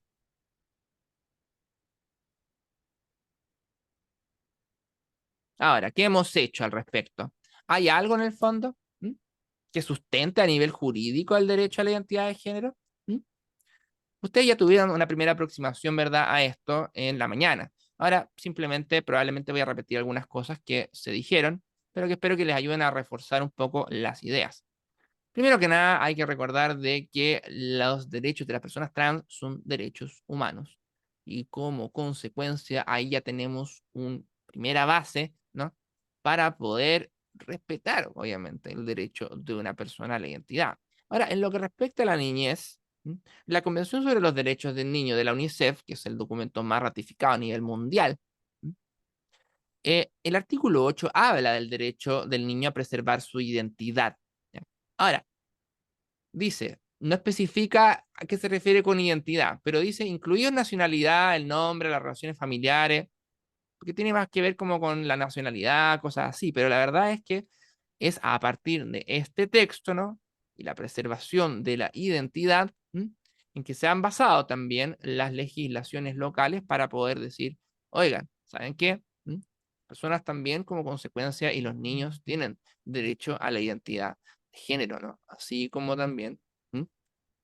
Es recalcado, ¿verdad? Si bien no en la Declaración Universal de los Derechos Humanos, porque es de los años 50, sí en el fondo en documentos posteriores que han ido como eh, expandiendo la aplicación de los derechos humanos en el mundo. Ahora, en Chile tenemos dos leyes fundamentales que resguardan la identidad de género. La ley 21.120, llamada la Ley de Identidad de Género, y la ley 21.430, la Ley sobre Garantías y Protección Integral de los Derechos de la Niñez y Adolescencia. Partamos por la primera. La ley 21.120, la ley de identidad de género, es súper importante. Esta es la famosa ley de identidad de género, ¿no? ¿Por qué es tan importante? Porque ya en su artículo primero reconoce la identidad como un derecho. Es decir, Chile reconoce que la identidad de género es un derecho de todas las personas. De todas. Y aquí no hacemos distinción de menores de o mayores, no, de todas las personas. ¿Qué es lo que detalla esta ley? Es un procedimiento. O sea, detalla el procedimiento que permite realizar la rectificación de la partida de nacimiento, es decir, el cambio de la letrita del sexo en el carnet. ¿Mm? Se hace en el registro civil, no requiere que yo lleve ningún certificado del psiquiatra, del psicólogo, de nada. Ausencia de oposición, nadie puede llegar y decir, yo me pongo. Ah, ya hasta ahí llegó la cosa. No, porque es un derecho. Sin peritajes físicos, no me tienen que llevar al servicio médico legal a sacarme una foto desnuda, como para poder constatar de alguna forma que soy trans, no sé cómo, porque no es como que una lo tengo escrito en alguna parte del cuerpo, ¿no? Que la identidad es algo que se vive por dentro. Y también incluye a niños, niñas y adolescentes, desde 14 años a través de lo que se llama el programa de acompañamiento para la identidad de género. Ya que estamos hablando en el fondo de niñez, hablemos de ella, ¿no? Hablemos de este PAIG. ¿Qué es el PAIG o Programa de Acompañamiento para la Identidad de Género? Básicamente, si tú eres una persona entre 14 y 18 años y quieres hacer la rectificación de tu carnet y de tu sexo en el fondo, en el carnet, tienes que en el fondo pasar por un programa de acompañamiento primero, usualmente de duración de 1 año. ¿Mm? Este programa es, como dice aquí, una orientación profesional multidisciplinaria que incluye acciones de asesoramiento biopsicosocial. ¿Mm? Es llevado a cabo usualmente por una dupla, que es una persona que hace trabajo social y otra persona que es psicóloga. ¿Mm? Está dirigido para personas trans o género no conforme entre 3 a 17 años de edad que expresen voluntad de acceder. ¿Ya? O, aquí me dicen, pero no me habías dicho que esto era para personas de 14 años para arriba. Bueno, las personas menores de 14 también pueden acceder a este programa. No pueden acceder al cambio registral después, es decir, no pueden cambiar el carnet, pero sí pueden pasar por este programa igual. ¿Ya? La persona mayor de 14 tiene que pasar por el programa y una vez pasado por el programa, puede hacer su cambio, ¿verdad? Siempre y cuando, ¿verdad?, haya eventualmente apoyo por parte de uno de los tutores legales, ¿ya? Ahora, para acceder a este programa también se debe informar, al menos a uno de los representantes legales. ¿Por qué se dice informar? Porque un niño puede llegar y puede decir, ¿sabe qué? Yo quiero acceder a este programa. Y es su derecho, no le pueden decir que no. ¿Mm? La familia, si está en contra, no, es que lo siento, esto es un derecho, considerando el fondo la autonomía progresiva, ¿no? Y el interés superior del niño. Esto es un derecho de la persona. O sea, el niño puede llegar a pedir solito, solita, ¿no? Este programa. Por eso aquí dice se le debe informar. ¿Mm? Ahora, la mayoría de las veces, claro, van a llegar de la mano de algunos de sus representantes legales, pero también podrían hacerlo por su cuenta. Ahora, ¿qué es lo que implica básicamente un plan de cuidados integrales que tiene 3 componentes? Un acompañamiento, ¿verdad? Y cuidado, ¿verdad? En el ámbito individual, es decir, sesiones individuales con la niña. En el ámbito familiar, sesiones con la familia también, para ir viendo cómo va avanzando la familia en la aceptación de su hija. Y por último, en el ámbito educacional, es decir, esta dupla también va a ir a los colegios. A ver, y decir, a ver, ¿cómo está haciendo las cosas el colegio aquí? ¿Lo está haciendo bien o lo está haciendo mal? ¿Mm? A ver, señor colegio, usted tiene que hacer esto y debería hacer esto otro, ¿no? Ese es el famoso programa de acompañamiento para la identidad de género. Vamos a la segunda ley importante, la ley 21.430, la ley sobre garantías y protección integral de los derechos de la niñez y adolescencia. Ahora, esta básicamente, ¿qué es lo que es esta ley? Esta ley es básicamente tomar la convención de derechos del niño y traducirlos a una ley. ¿Ya? Es algo que deberíamos haber hecho hace mucho tiempo en Chile, pero bueno, lo hicimos hace poquito nomás. ¿Qué cosas son importantes de recalcar en términos de el tema trans? Es que, como pueden ver en su artículo 26, dice los niños, las niñas y niños tienen derecho a la identidad.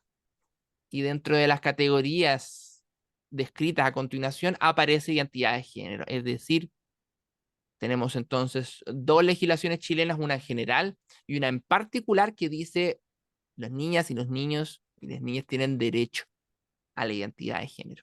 Es su derecho. Por ende, vulnerar ese derecho es vulnerar la ley de la República y obviamente también un derecho humano. ¿Mm? Además, también el artículo 36 da derecho a protección contra la violencia, también incluye por razón de identidad de género, y la no discriminación arbitraria, también obviamente en base también a la identidad de género también está prohibida, ¿no? También, como nota a pie de página, importante es mencionar que esta es la primera ley chilena en donde aparece mencionado explícitamente el concepto de educación sexual afectiva integral, como parte del derecho a la educación en el artículo 41. Bueno, vamos a la escuela, ya que empezamos a hablar de educación. ¿Qué pasa en la escuela? ¿Cómo se vive en la escuela el ser trans? ¿Hay alguna documentación particular que nos ayude a entender en el fondo o a poder incluir a las niñeces trans en la escuela? Sí, tenemos una resolución, que es la resolución 812 del Ministerio de Educación. ¿Qué es lo que hace esta resolución 812? Básicamente es un procedimiento detallado para cómo tiene que hacer el colegio para reconocer la identidad de género en dicho establecimiento. ¿Cuál es el paso a paso? ¿Qué tiene que hacer la directora o el director? ¿Qué tiene que hacer en el fondo el niño, la niña, la familia en todo este proceso? ¿A qué se va a comprometer el colegio también? Ahora, esta resolución da 6 medidas mínimas de apoyo que el establecimiento tiene que tomar. Ahora, el establecimiento puede tomar más ¿cómo se llama esto? Medidas que esas, ¿sí? Puede tomar más medidas, ¿ya? Todo esto se detalla en un documento que eventualmente acuerdan, ¿verdad? La persona trans. Bueno, si la persona, a ver, ahí voy hacia abajo primero. ¿Quién puede hacer esto, verdad? ¿Quién puede llegar y decir, aquí respeten a esta niña trans? Puede hacerlo una persona menor de 14 años con el apoyo de sus apoderados. Si es menor de 14 años, tiene que venir con sus apoderados para ir a entrevista a la directora, director y hacer el procedimiento. Si la persona tiene 14 años o más, puede ir sola a la directora, al director y decirle, quiero activar la circular. Y tiene que tener estas 6 medidas mínimas. Y no le pueden decirle, ay, es que no, en este colegio no creemos en esas cosas. Es como, no, esto es algo obligatorio, como podemos ver con toda la sarta de referencias que les he entregado hasta el momento, ¿verdad? Algo que tiene tanto base, ¿verdad? Tanto evidencia científica, también como obviamente también respaldo de la comunidad internacional y el derecho humano. Entonces, esta es quizás el caballito de batalla, ¿verdad? A la hora de poder hablar de inclusión trans en las escuelas. Ahora, obviamente hay desafíos a veces complicados, ¿no? Porque a veces, bueno, ya vaya a pasar a los desafíos, ¿no? Hablemos un poquito primero de que al final lo más importante, por sobre todo, ¿verdad? Es el respeto del nombre, del pronombre, de la identidad de un niño, niña, adolescente trans, ¿ya? Hay gente que a veces como que no le toma el peso a esto. Dice, ay, pero si es un nombre nomás, un pronombre, tanto color que le ponen, tan cuáticos que se ponen. Y es como, a ver, les voy a poner una analogía, ¿verdad? Como para que me comprendan. El acoso callejero hacia las mujeres ¿m? Es algo que hay gente que también le cuesta comprender, ¿no? Porque no lo ha vivido. Y dice, ay, pero si es un piropo nomás, o es una palabra, y es como, pero a ver, entiendan que eso es algo que le puede haber pasado a esta persona de forma sistemática, ¿verdad? A lo largo de toda su vida, ¿verdad? Y es una cosa que como consecuencia tiene un impacto ¿m? Sobre la persona. Aquí tenemos, imagínense que usted le empezaran a llamar con otro nombre desde el día de mañana y le empezaban a tratar con un género distinto al suyo. Al principio usted diría, ah, ya, qué bueno el chiste, jajaja, ya, oye, ya. A los días, oye, ya mucho, oye, ya paren, pues. Y después, de continuo, durante años, durante décadas, ¿no va a tener eso un impacto, obviamente, en su salud mental? ¿Mm? En sus relaciones personales? Obvio que tiene un impacto, ¿no? Y por eso es tan importante el respeto. Y por eso es que tenemos esas tasas de suicidio, de intento de suicida, ¿verdad? Y mala salud mental, pues índice de depresión. ¿Por qué? ¿Salió de la nada eso? No, es producto de una vulneración sistemática a un derecho tan básico que las personas lo dan tan por sentado que ni siquiera lo cuestionan. Y por eso les cuesta entender tanto. Ahora, desafíos, bueno, hay muchísimos. Yo aquí voy a abrir el micrófono después para que podamos hablar un poco sobre los desafíos. Dejar los últimos 15 minutos de mi presentación para ello, ¿no? Pero pensemos, por ejemplo, no sé, por aquí, un típico, ¿verdad?, escollo en el tema es, usualmente, especialmente si es que el profesorado está sensibilizado, ¿verdad? O hay personas que apoyan ahí, es al contrario, los apoderados, ¿no? ¿Qué le está enseñando a mi hijo? ¿Por qué le está diciendo a mi hijo así? Si mi hijo se llama Antonio, ¿por qué le está diciendo Antonia? Es que me lo pidió ella, pero ¿cómo que ella? Si es él, y bla, bla, bla, bla. Y aquí yo no sé, voy a demandar al colegio, cosas así. Bueno, paréntesis, les adelanto el tiro. No pueden hacer nada los apoderados. Bueno, lo único que puede hacer un apoderado es sacar a su hijo al colegio. Pero no puede hacer ninguna denuncia, ni puede hacer ninguna cosa. Eso es todo como uga buga, así como meterle miedo a los colegios.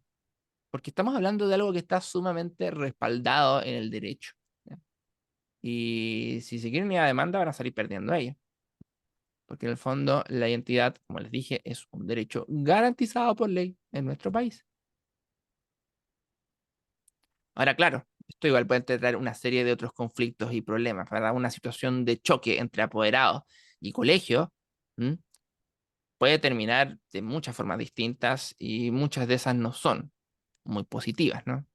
Algunas podrían implicar incluso, ¿verdad?, hacer denuncia por vulneración de derechos a la familia, por ejemplo. O al revés, podría también terminar en una denuncia por parte de los apoderados al colegio por no respetar la identidad, por ejemplo, de un niño trans, de su hijo trans. Pero bueno, seamos en el fondo un poco comprensibles también, ¿no? Para las familias obviamente es un proceso largo, no es un proceso fácil, es un proceso que muchas veces, y por la falta de información que existe, ¿no? Implica confusión, implica rechazo, ¿m? En una primera instancia. Cuando ya hay un reconocimiento de que efectivamente hay una realidad frente suyo y que es innegable, ¿m? Para muchas familias viene algo que, una sensación de pérdida que muchas codifican como un duelo, como que si su hijo o su hija hubiera muerto, ¿m? Y que ahora hay otra persona ahí, como una impostora, un impostor, no alguien que vino a reemplazar. Así entonces pueden darse sentimientos de miedo, de ira, de culpa, replanteo de expectativas, quiebre de paradigmas en la familia. Pero si el amor persiste por sobre todo y la familia es capaz de llevar a cabo este proceso, de conversar también con otras familias, de saber que no son la única familia que les pasó esto, que no es que hayan hecho algo malo, ¿no? Pueden eventualmente transitar hacia una apreciación de la nueva realidad, a valorar esta diversidad que hay en su familia ahora, ya a acompañar efectivamente a esta niña, a este niño, a esta niña que tanto lo necesita. Porque,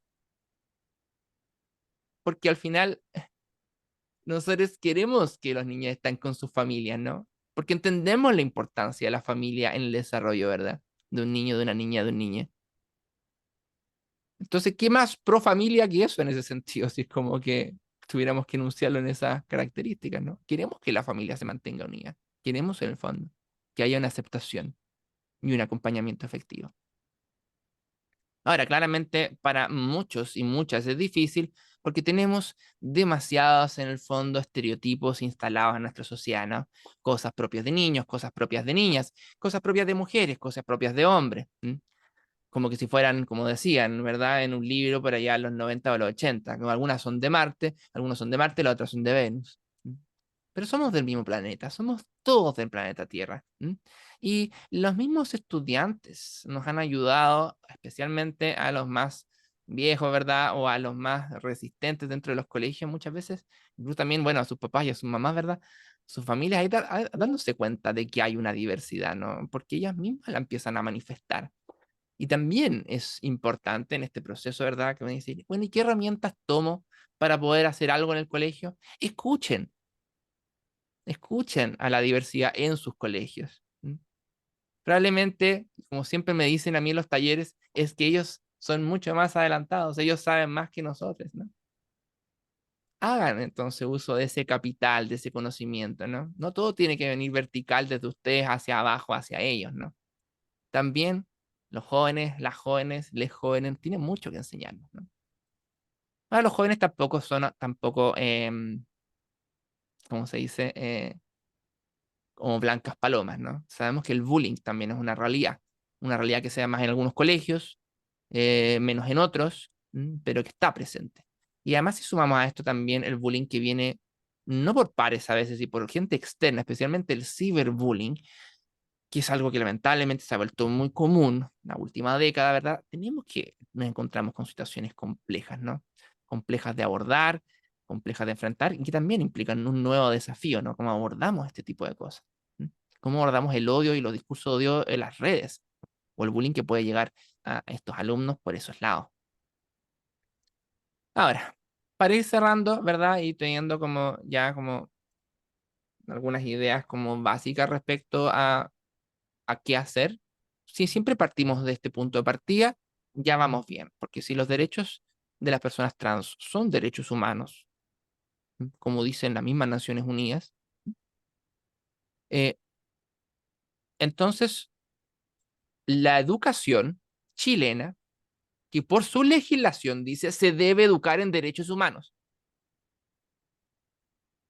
y en todo aquello que Chile haya ratificado, eso lo dice la legislación chilena, entonces significa que debemos educar en los derechos de estas personas también, ¿no? Por consiguiente. Y una forma de acercarse a eso es la educación sexual integral, que obviamente es un tema para otra clase, ¿no? Para otra jornada incluso.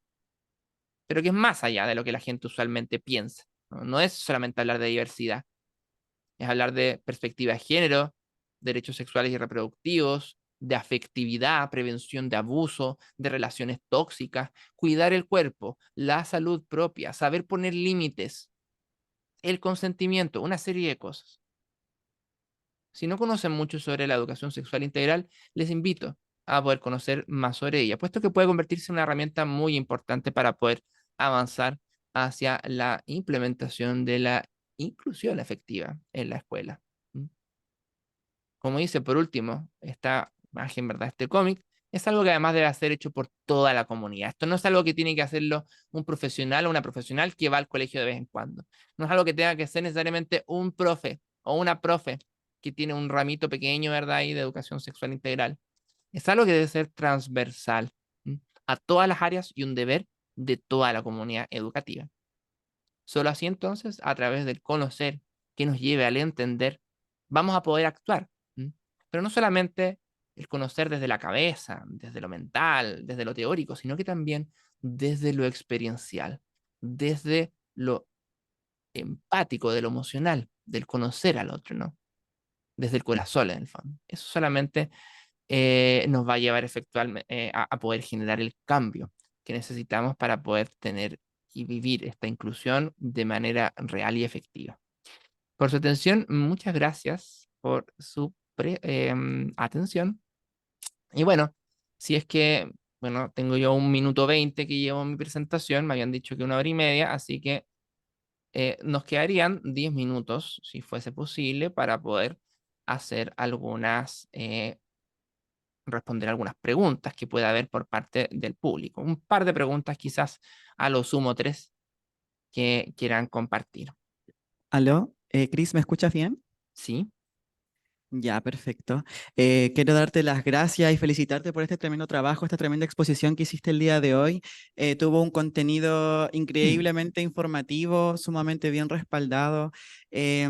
Igual, dentro de lo personal, para las personas que estuvieron en esa instancia, para el mes del orgullo, yo hice una exposición acerca de salud trans aquí en Temuco, en donde también trabajé con bastante de esos protocolos base, en donde describen las formas actualizadas de cómo debe ser la salud trans, las distintas metodologías, cómo deben ser tratadas las personas, y esa información no siempre tiene esta llegada, porque igual hablamos de estudios científicos, hablamos de academia, y llegar a esos espacios, llegar a esa información, muchas veces llega un límite de los privilegios de la academia. Y particularmente nosotras como científicas igual tenemos el acceso, más entendimiento de estas materias, claro. Y es increíble que se pueda dar esta instancia de compartir información, de compartir conocimiento y sobre todo en pro de nuestra comunidad. Así que un fuerte aplauso para Cris, por favor. Muchas gracias.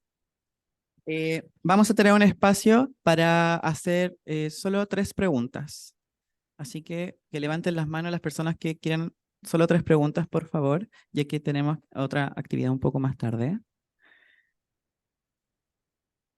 ¿Dónde? ¿Quién va a hacer una pregunta? Este es el momento.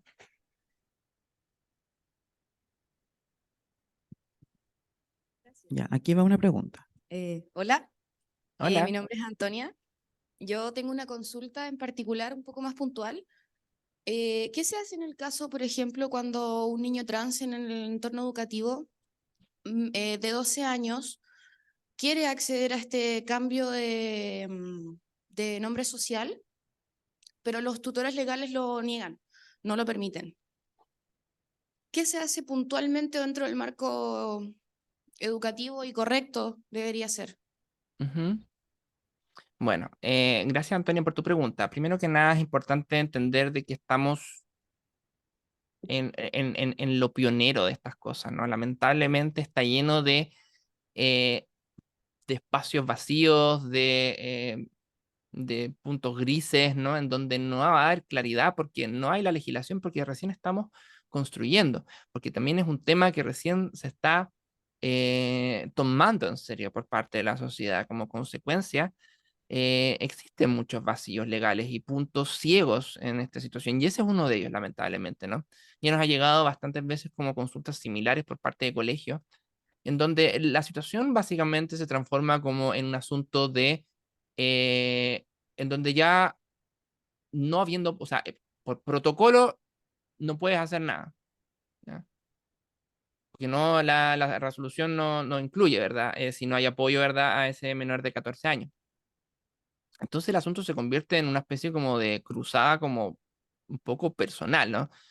Ahí se podrían hacer varias cosas. O sea, primero que nada, obviamente el colegio tiene que intentar como generar en la mayor, con la mayor posibilidad, o sea, lo más posible espacios de mediación, espacios que pueden demorarse tiempo, que pueden ser largos, que pueden ser complejos, que pueden tener no resultados incluso que queremos, pero esa es como la vía más civilizada, ¿no? Por así decirlo. ¿Mm? Seguir intentando como incidir con esos apoderados. Ojalá ver si es que tienen la posibilidad en algún minuto de conversar con otro papá, otra mamá de persona trans. A veces los apoderados no te van a creer a ti, no le van a creer a la directora, al director, no le van a creer a la psicóloga, al psicólogo al oriental del colegio, no le van a creer al niño, pero si llega un papá o una mamá que ha pasado por lo mismo, a veces hay más posibilidades de que bajen esas barreras y se pueda dar un primer paso. ¿Mm? Ahora, lo otro que se puede hacer ya es como irse en la mala, pero yo entiendo que obviamente un colegio, con todas las cosas además que tiene un colegio con las que lidiar, va a ser difícil que tome, ¿no? Que es simplemente decir, bueno, si hay una insistencia y tú ves que eh, la persona, ¿verdad? Debido a esta situación, empieza a ir cada vez peor. Estamos hablando como de la vida de un niño o una niña, ¿no? Entonces, podríamos incluso llegar al extremo de hacer como una denuncia, ¿verdad? De que, a servicios especializados de niñez, ¿verdad? Que diga, bueno, aquí hay una situación de vulneración de derechos y como consecuencia esto tiene que implicar como un accionar del Estado, ¿verdad? Que llegue en el fondo del Estado a tomar a esta familia, ¿verdad? Ponerle algún programa de reparación de maltrato, ¿verdad? O alguna otra instancia, porque eso sería en el fondo la otra opción, ¿no? Ahora, llegar ahí obviamente no es lo ideal, pero si vemos que tenemos una situación donde vemos peligrar la salud mental y la vida de una persona, ahí, bueno, no hay nada que les obligue a hacerlo, ¿no? Pero es lo que en el fondo, si los derechos humanos no los hacemos carne, nosotros, ¿quién? ¿No? Claro, perfecto. Muchas gracias por tu respuesta y también gracias por tu presentación. Gracias. De nada. ¿Quién más quiere hacer alguna pregunta?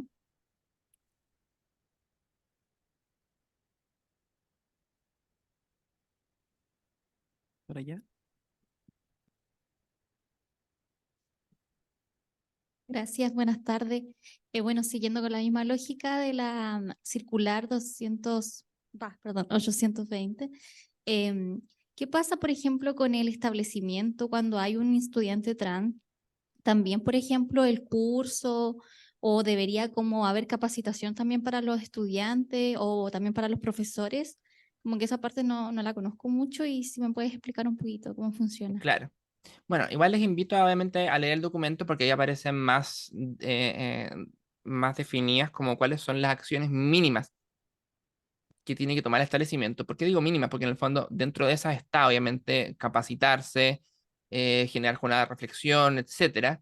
Sin embargo, obviamente en el proceso de acuerdo que se haga entre la persona la familia si está presente y el director o directora, se pueden también estipular como acciones puntuales o concretas que se conversen y se negocian ahí. O sea, hay un mínimo del que se parte la base, pero sobre eso se pueden hacer muchas cosas. Ahora, lo importante es que si se hacen acciones, siempre sea con el consentimiento de la niña o niña, ¿ya?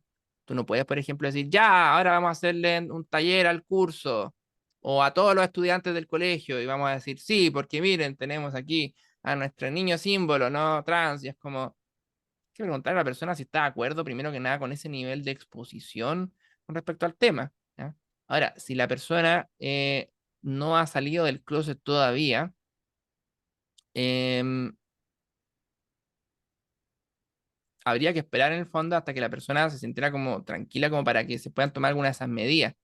Ahora, claramente, eventualmente, si está activando la circular, va a querer ir para ese lado, ¿no? Entonces, obviamente, instancias que involucren a todo el profesorado y a todo profesional y todo trabajador o trabajadora que trabaje ahí en el establecimiento educacional deben estar también como incluidas, ¿no? Desde las guardias hasta la dirección, idealmente.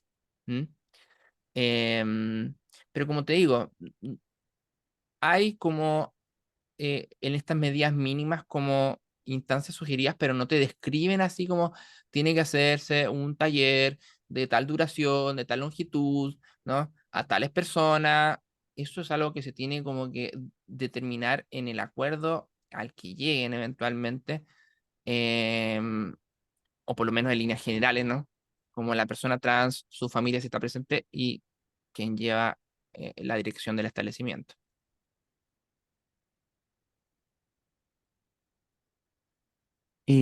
¿Alguna otra pregunta? ¿No? Este es el momento.